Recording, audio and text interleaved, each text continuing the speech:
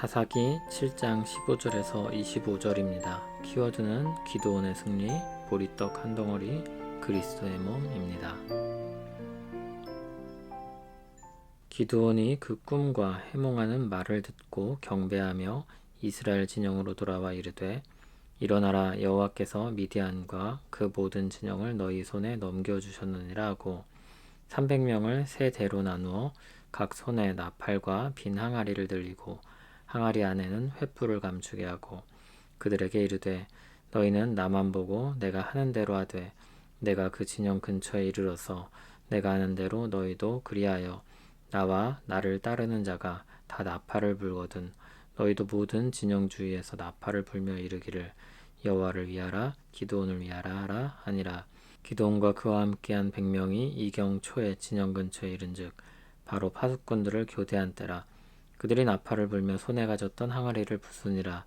세 대가 나팔을 불며 항아리를 부수고 왼손에 횃불을 들고 오른손에 나팔을 들어 불며 외쳐 이르되, 여호와와 기드온의 칼이다 하고 각기 제자리에 서서 그 진영을 에워싸매 그 온 진영의 군사들이 뛰고 부르짖으며 도망하였는데 300명이 나팔을 불 때 여호와께서 그 온 진영에서 친구끼리 칼로 치게 하심으로 적군이 도망하여 스레라의 베시다에 이르고 또 답밭에 가까운 아벨 무올라의 경계에 이르렀으며, 이스라엘 사람들은 납달리와 아셀과 온 므낫세에서부터 부름을 받고 미디안을 추격하였더라.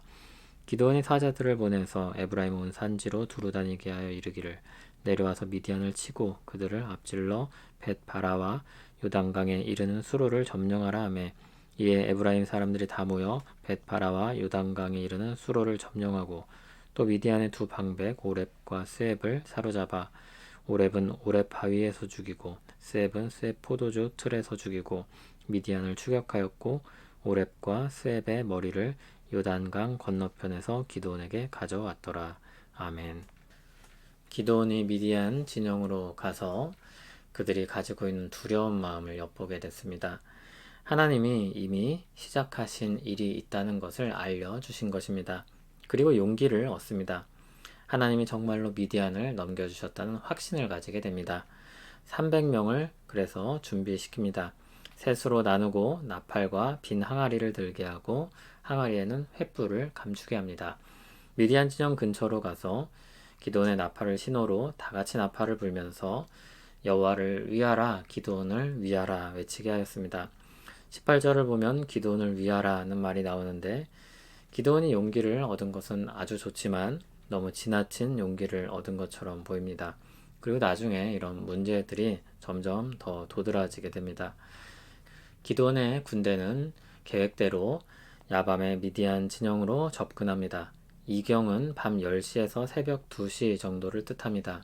파수꾼이 교대하는 때, 이때를 노려서 기드온의 군대가 나팔을 불며 횃불을 숨기고 있던 항아리를 부쉈습니다. 그렇게 셋으로 나눈 군대가 여호와와 기드온의 칼이다 외치며 미디안 진영을 에워쌌습니다. 그런데 굉장히 이상한 것이 있습니다. 기드온의 군대는 한 손에 횃불을 들고 있습니다. 그리고 다른 한 손에 무엇을 들고 있습니까? 나팔을 들었습니다. 그들에게는 칼이 없습니다. 그럼에도 그들은 칼도 들지 않은 채 엄청난 대군과 싸워 승리한 것입니다. 하나님께서 말씀하신 것처럼 미디안 사람 치기를 한 사람 치듯 할 것이라는 약속이 실현된 것입니다. 미디안 군사들은 뛰고 부르짖으며 도망했습니다. 그들은 놀라고 두려워하며 서로 칼로 치고 도망합니다. 미디안 군대는 패배했습니다. 미디안은 에브라임 지파의 땅으로 도망했는데 그들을 추격하고 그들의 수장까지 잡아 죽이는 완전한 승리를 얻게 됩니다. 25절을 보면 미디안 방백 스앱이 포도주 틀에서 죽게 되는데, 포도주 틀에서 부름받은 기드온이 승리하였다는 점에서 특별한 의미가 있다고 할 수 있겠습니다. 기드온은 하나님의 특별한 도우심으로 이스라엘을 구원하는 역할을 맡았습니다. 포도주 틀에서 그를 부르셔서 이스라엘의 구원자로 들어 올리셨습니다. 그리고 32,000명이 모인 군대를 거의 해산시키시다시피 하셨습니다. 겨우 300을 남겨서 미디안을 치게 하셨습니다. 기드온은 어떤 마음이었을까요? 놀라운 과정을 통해서 부르시긴 하셨는데, 그리고 32,000명이 모였었는데 어느 순간 보니 하나님이 다 치워버리셨습니다. 300명만 남기셨습니다. 우물쭈물하고 있는 기드온을 하나님이 미디안 진영으로 데려가셨습니다. 그리고 하나님이 일하고 계신다는 것을 듣게 하셨습니다. 하나님은 이미 미디안 사람들의 마음을 흔들고 계셨습니다. 하나님의 싸움은 이미 시작되었었습니다.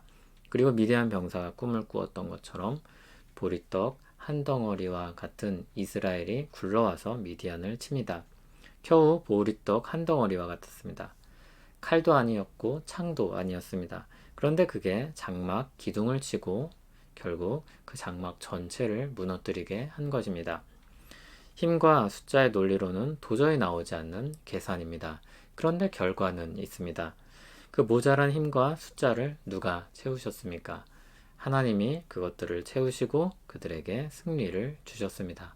하나님이 그들을 구원하셨습니다. 에베소서에서 사도 바울은 기도하면서 지혜와 계시의 영을 주셔서 하나님을 알게 해주시기를 구했습니다. 그의 힘의 위력으로 역사하심을 따라 믿는 이들에게 베푸신 능력의 지극히 크심이 어떠한지 알게 하시기를 구했습니다. 그 능력으로 그리스도를 죽은 자들 가운데서 다시 살리셨습니다. 그리고 그를 모든 것 위에 뛰어나게 하셨습니다. 그리스도를 만물 위에 두셨습니다. 그리고 그를 교회의 머리로 삼으셨습니다. 교회는 그의 몸이 되었습니다. 주님의 백성이 어디에 속해 있습니까? 교회는 어떤 사람들입니까? 가장 높으신 분, 만물 위에 계시는 분, 예수 그리스도께 묶인 사람들입니다. 예수 그리스도가 그들의 머리요, 우리는 그분의 몸입니다. 미디안 군대가 진치고 있는 듯한 이 세상에서 우리는 보리떡 한 덩어리와 같은 사람들입니다. 그런데 그들의 장막을 무너뜨리는 사람들입니다. 물론 우리는 이스라엘과 같이 정복 전쟁을 하진 않습니다. 다만 진리를 지키고 그 안에서 사는 싸움을 합니다. 복음의 은혜로 사람들의 마음을 정복하는 싸움을 합니다. 내용은 복음이고 방식은 사랑입니다. 그리스도의 사랑으로 구원의 길로 인도하는 사람들이 바로 주님의 교회입니다. 우리는 힘과 숫자의 논리가 아니라 그리스도를 힘입어서 그리스도를 향한 믿음으로 다르게 사는 사람들입니다. 모든 것 위에 계신 그리스도께서 우리 인생을 붙드실 것을 믿습니다. 우리에게 참된 승리를 주실 것을 믿습니다.